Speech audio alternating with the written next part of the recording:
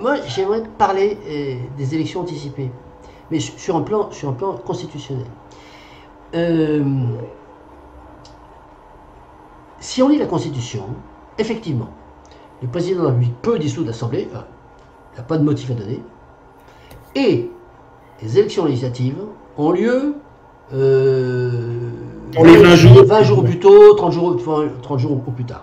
Bon. C'est ça. Alors, est-ce que cet article de la Constitution est compatible avec, alors, j'ai pas fouillé, mais avec certains principes de DDHC, de la libre expression des opinions. Parce que, manifestement, en 20 jours, de toute façon on le voit bien, en 20 jours, il n'y a que les grands partis qui peuvent réagir pour présenter des candidats. Ça veut dire qu'une élection anticipée, tu élimines toute, disons, toute expression citoyenne qui est en dehors des grands mastodontes de la représentation. Tout à fait. Voilà. Bon. C'est écrit dans la Constitution, il n'y a aucun problème de ce point de vue-là. La décision de conformité, alors, par rapport au texte de 58, mais quand on le confronte avec la DDHC et également avec les PFR-LR, etc., et ça, les OVC, bon, ça peut peut-être poser un problème. Voilà. Alors ça, c'est un truc que je vais te dire. Alors, après, on peut, et je pense qu'il faudrait, on est là dans une opportunité politique extrêmement intéressante, c'est-à-dire que manifestement, on a voulu faire de l'entre-soi des mastodontes représentatifs. Ah oui, attends, allez, on va voir.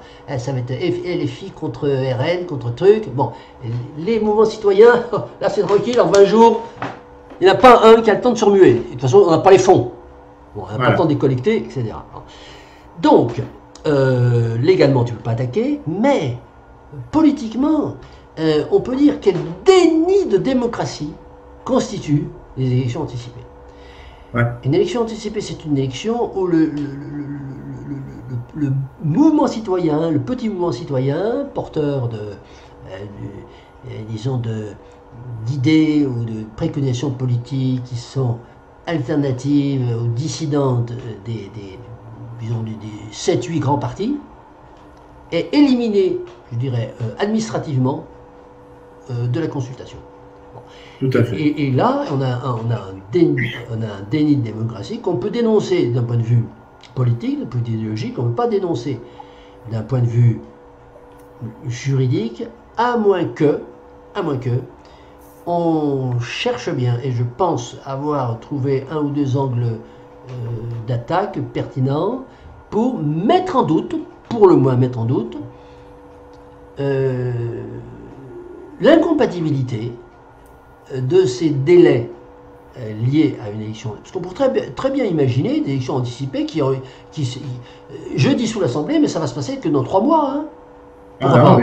Et en attendant, il faudra remarquer que pour l'élection par un président de la République, quand il y a un président qui calanche, de façon Pompidou, ça prend un bout de temps. Hein, tu as d'abord un intérim avec le président du Sénat, Poher et compagnie. Comme ça, il a le temps d'ailleurs de se mettre un peu sur une lance de lancement. Du coup, il dit tiens, pourquoi pas moi, il se présente.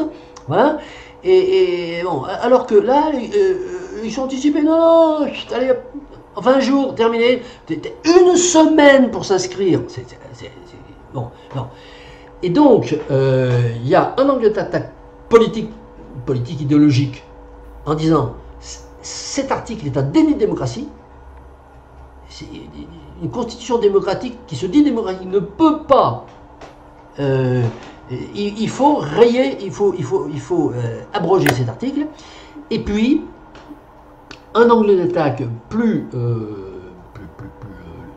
disons apolitique qui dit mais attendez, il y a un problème là, c'est parce que c'est pas compatible avec autre chose. C'est écrit à côté. Voilà.